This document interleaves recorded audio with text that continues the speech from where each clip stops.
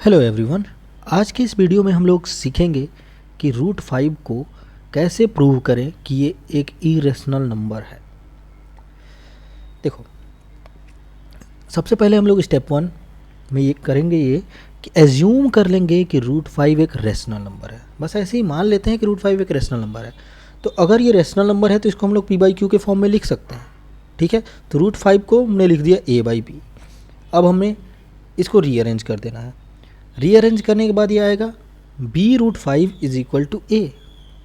ठीक है, अब दोनों तरफ अगर हम लोग स्टेप 2 अप्लाई करें, दोनों तरफ अगर हम लोग इसको अरेंज करने के बाद, रीअरेंज करने के बाद स्क्वायर करते हैं, squaring both sides, squaring both sides करने के बाद हमें मिलेगा 5b² is equal to a²। अब स्टेप 3 में हमें क्या करना है कि फंडामेंटल थ्योरम ऑफ अरिथमेटिक को अप्लाई कर देना है।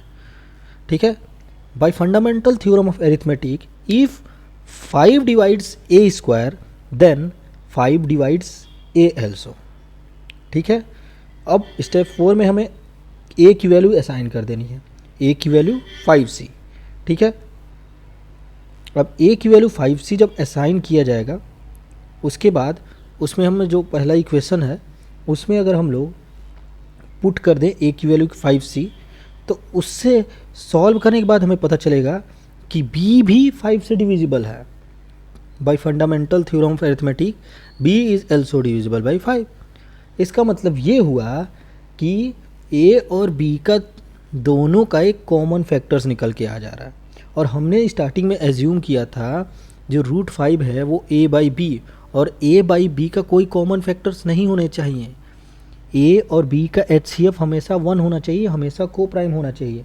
और यहाँ निकल के आ रहा है स्टेप 5 में कि a और b के दोनों हमारे पास कॉमन फैक्टर्स आ रहे हैं। a और b के दोनों नंबर्स के कॉमन फैक्टर 5 आ रहे हैं।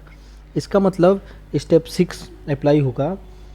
इसका मतलब ये है कि हमने जो एज्यूम किया था वो गलत एज्यूम किया है। हमने एज्यूम किया था कि रूट 5 एक रेशनल नंबर है, और ये हमने गलत एज्यूम कर लिया था। रूट 5 एक इरेशनल नंबर होगा।